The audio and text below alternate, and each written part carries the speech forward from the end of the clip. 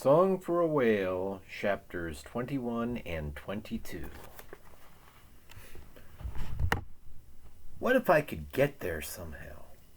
If I showed up at the sanctuary when it was time for the expedition, they'd see I was serious, that I wasn't some kid just doing a project. Even if I couldn't get on the boat, I'd be at the sanctuary when they tagged Blue 55. I'd see him swimming in the bay while the song played. A 12-year-old could fly alone. If I left in the morning on a school day, my family wouldn't notice I was missing until after I'd landed. But the closest airport was almost a 3-hour drive from the sanctuary. I studied the map on the computer screen. An airline ticket would let me cover almost all the distance between 55 and me. The hard part was the last 150 miles. If I could only grab on to 55's song and let it carry me to him. I was afraid one day soon I wouldn't feel his music anymore. I didn't know how it would all work out yet, but I had to try to get to him. I'd go as far as I could, take a shuttle or a bus, or get as close to the sanctuary as possible. Maybe I'd get caught by then. It wouldn't be hard for my parents to figure out where I was headed, but I couldn't give up on Blue 55.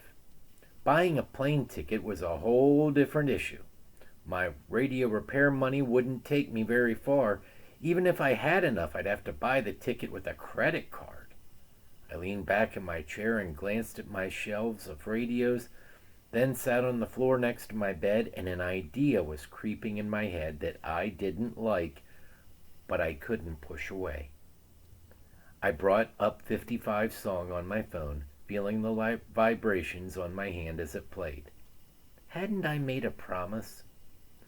With the edge of my shirt, I polished my fingerprints off the side of my Philco. My email to Mr. Gunner was short, but I felt like it took me an hour to click send.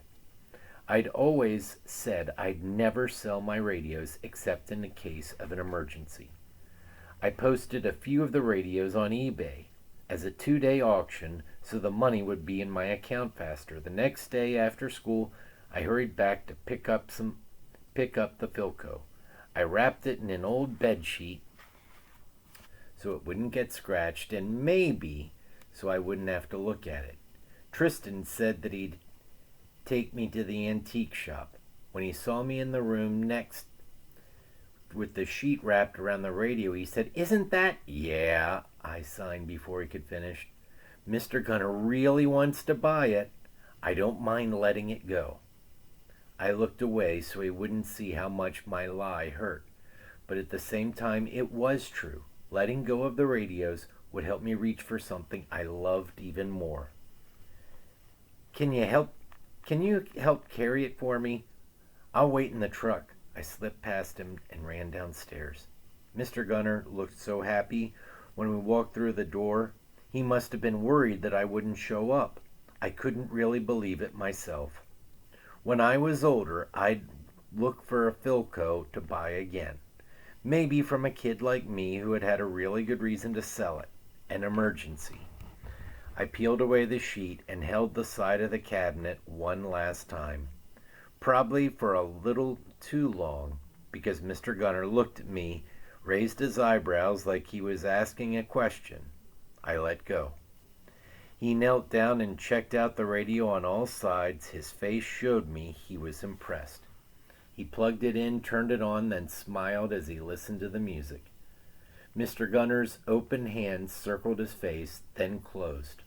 Beautiful. He thanked me and reached for his checkbook. "Thank you," I signed to him before I left. I hurried out of the store ahead of Tristan, trying to outrun the thought that I could still change my mind. "Wow, you really did it," Tristan sighed when we got back in the car. "Can you take me to the bank?" We pulled into one of the drive-through lanes, and Tristan put a deposit slip and a check into a plastic tube for me. I ran my finger around the face of the compass and looked out the window, pretending not to notice Tristan staring at me.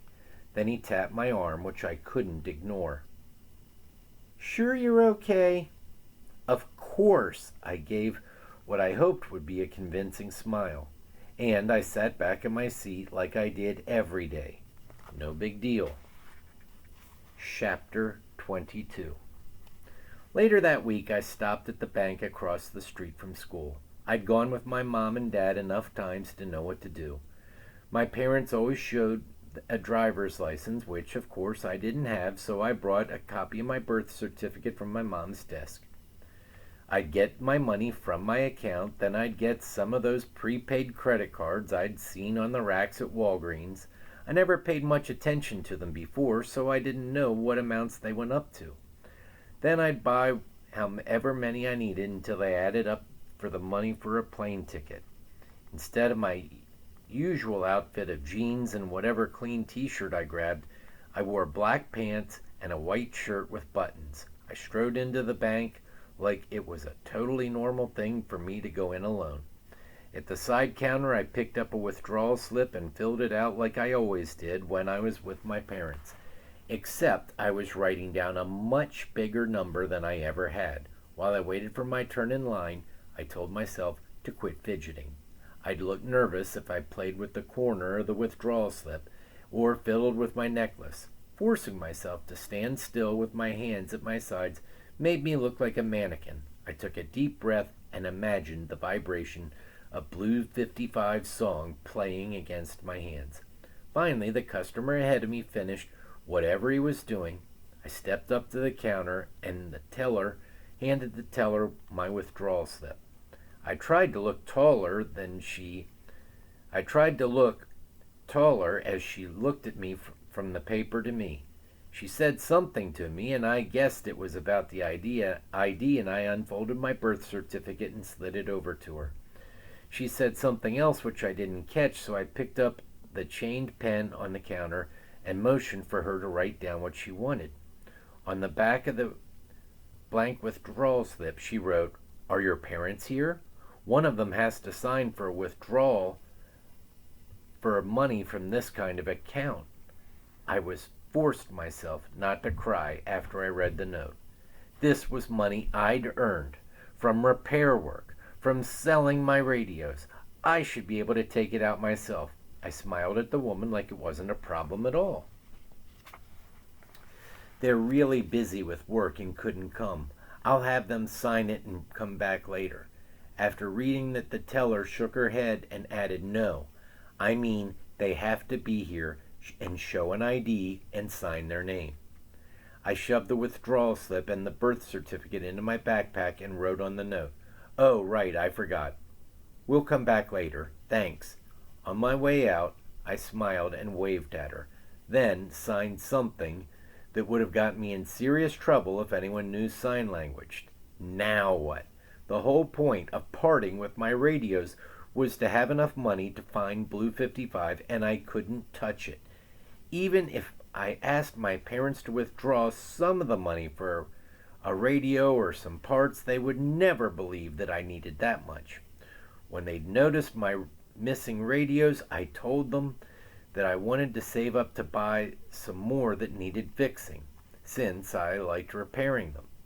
It was a little true, since I did plan on buying more radios when I had enough money, but right then the whale was more important. I got onto my bike outside the bank, but didn't turn toward home. I needed to talk to someone who understood me. Grandma took her time answering the door, then gave me a hug and sat inside the rocking chair by the window. For a while I sat there looking out the window with her, staring at whatever she was always staring at, nothing but trees and a parking lot as far as I could tell. Even though Grandma wasn't looking at me, I picked up my hands and poured out everything I'd been holding on to and that I'd tried to do and that I failed at. I told her about Blue 55, the song I created, the trip I'd planned, the radios I'd sold, and the money in the bank that I couldn't touch. Maybe it was so easy to let all of that go because Grandma wasn't watching anyway, or because she'd understand how I felt. Maybe it was some of both. But but she should know that I needed her to see me, that there was a reason I went to tell her all this. If she just looked my way, she'd see the pain in my face. I didn't expect her to fix it.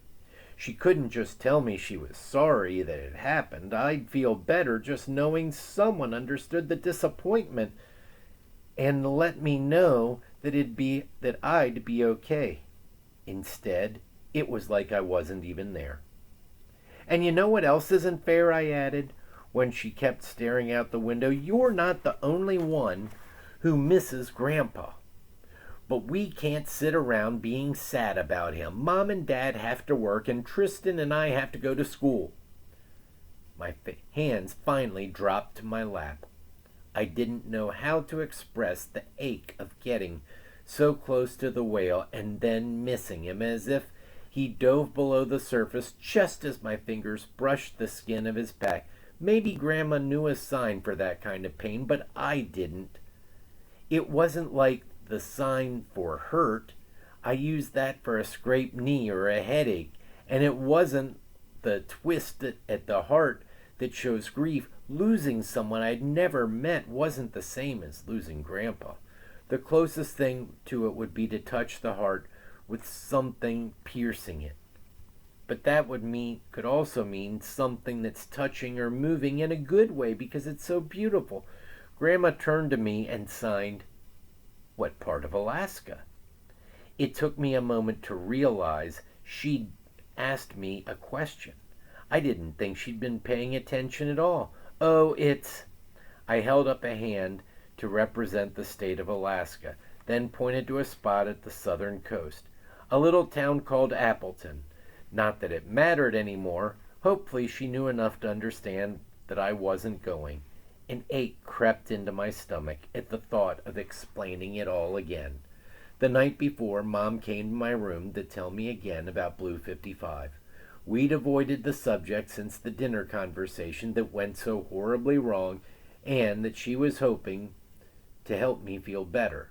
It didn't work. Plus, she corrected me when I signed that I missed the whale, which annoyed me even more. I signed with a touch to the chin, the miss sign for when someone you care about is gone. It didn't feel like the wrong sign. Even though I'd never met Blue 55, I did miss him. Mom showed me that the sign for miss meant the miss I'd meant was the one with an open hand closing into a fist in front of the face, kind of like you're trying to catch a fly. The sign for something you've tried to catch and couldn't, like Blue 55 slipped away from Andy before she could tag him. Yes, I was going to miss out on seeing Blue 55, but that wasn't what I meant. The miss sign I'd used was also like the missed sign for disappointed, and I'd never understood why. Now it made sense. The meanings weren't so far apart. Someone you want to be with is far away, or something you wish for isn't going to come true. "I know where that is," Grandma signed, pulling me back to our conversation. "What? Appleton? How?" "Some cruise ships stopped there. I remember from when Grandpa and I were planning one. Grandma and Grandpa went on cruises sometimes, but I didn't remember one to Alaska. When did you go?" "We were thinking about it for our anniversary next year." I hadn't known they were planning an anniversary cruise. They had almost made it to 50 years. "Grandpa always wanted to touch a glacier," Grandma said, turning back to the window, but he kept looking right at me.